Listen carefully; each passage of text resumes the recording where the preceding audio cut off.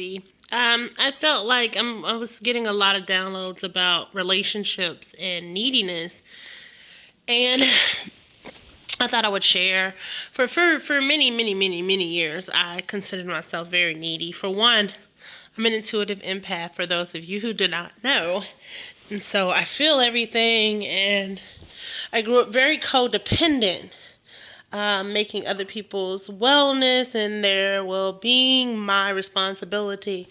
And so I remember when I started going to counseling, because things had just gotten way out of control. And I went to counseling, and I had a counselor, and he would always say, you don't need that person, you need relationships. I had two very good counselors, a male counselor and a female counselor. And they both used to tell me something similar, like, but I do need him, I do need her, I do need my dad, I do need my mom. And to a degree, we think we need these people, even though many of us have been forced to live without our mothers or our fathers, our grandfathers, even our spouses, even our children. Some of us are not able to be with our kids. And I said, but I need my child, I need my husband, I need this. So I see a lot of neediness in relationships. There are two issues that I see. I don't know if I'm going to talk about the second one on this video because I'm going to stay with neediness. But the first first issue is neediness in this video. And the second issue, that if I don't bring it up in this video, I will bring it up soon, is the fact that people are waiting for other people to make decisions in relationships for them so that they do not have to live with the result of their choice. It's like you want him or her to decide for you so that when things don't go the way you think they're not going to go, you can be like, oh, well, it was him and blah, blah, blah, blah, it was her. But anyway, back to neediness. So I used to feel very needy. Very needy. There were people who I just wanted to be close to. It's so funny, because I spent a lot of this life cycle alone. Even when around people, I kind of find my own little shell, my own little place to be in. And to get to the moral of the story, I'm at a stage in my life where I don't need people, a person, a specific person. And that makes people feel some kind of way when you say that I don't need you. It's not that I don't need your friendship or I don't need your love. I've learned that if you are removed from my life, if we can no longer, I will tell you two things that helped me learn how to live without people I thought I need was losing my birth brother and losing my fiance. Less than 2 years apart. Those were two people that if I could have finished this life cycle with them, I would have wanted to. I also miscarried 2 children.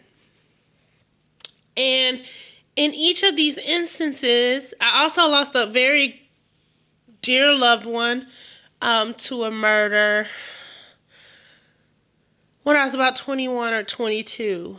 So I've lost quite a few people. That's not to mention how many people have moved in and out of my life.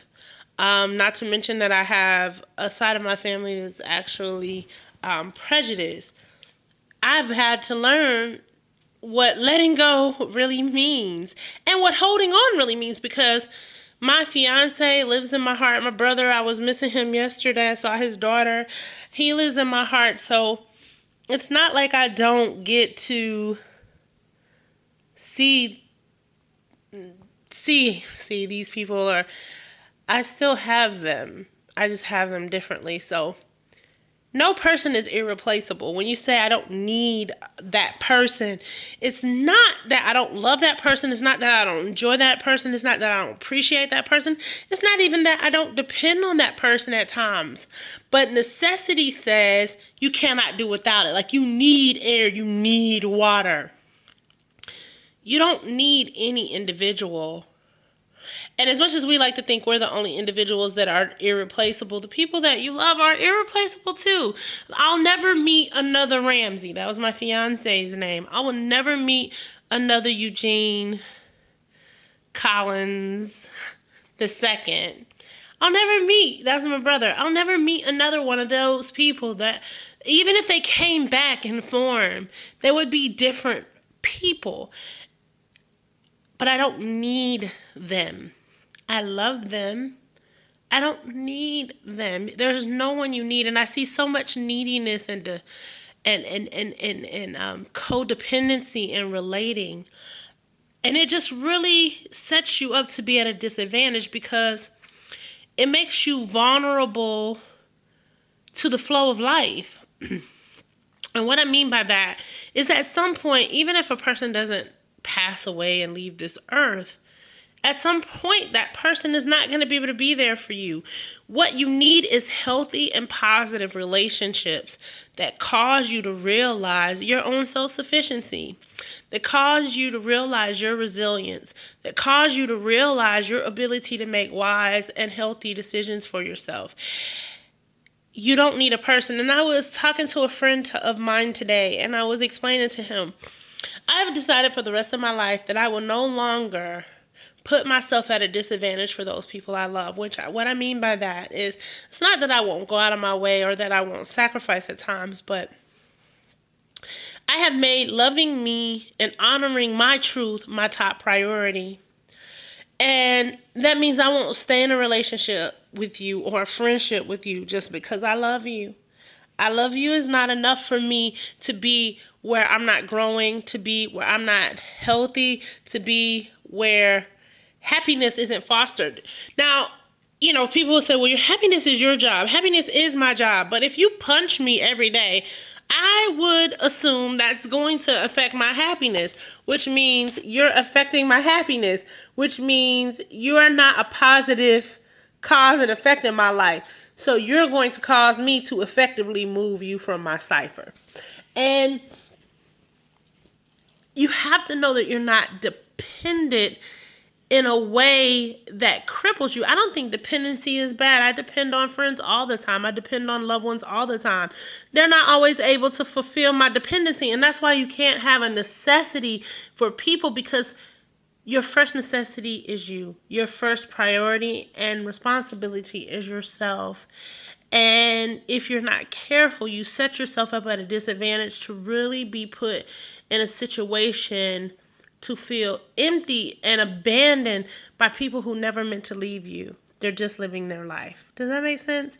They're just doing their thing. They're just caught up in their experience. And what I have found is most friendships and relationships are cyclical. They fluctuate. I have people that I might talk to once every 5 years, and when we talk, it's like we've never missed one day. We love each other like we've been loving each other every moment. They are still my best friends. I have multiple best friends. Multiple.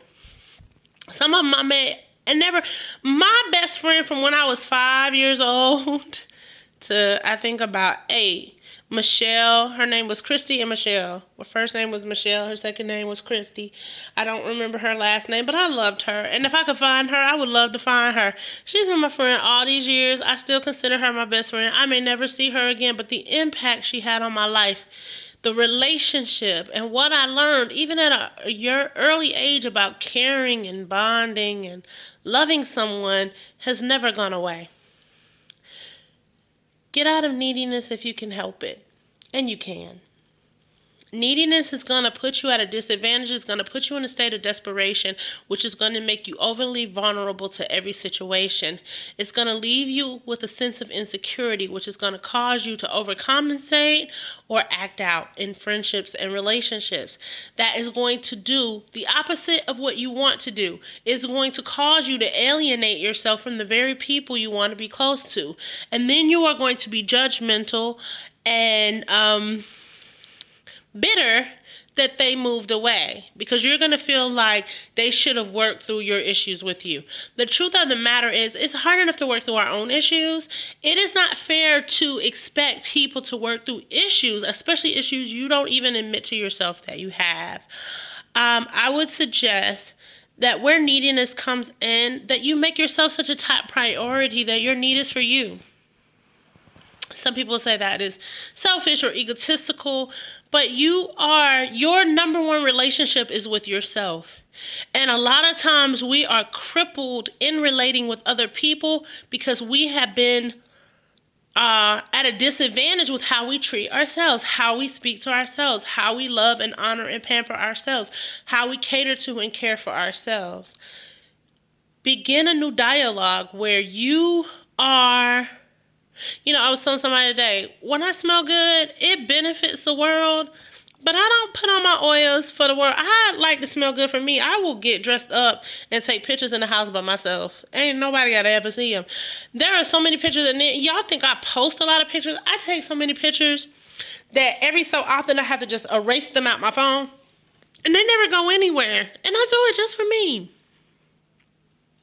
I'm happy when I get to share with other people. But my need for relationship begins and ends inside of me. And I'm so grateful for my cosmic guardians because they have protected me and sheltered me from a lot of situations where at the time, had I been allowed to get attached to people, I probably would have really been out there on an emotional roller coaster because I would have made people way more important than they are. Not that they're not important. I hope this is coming off correctly.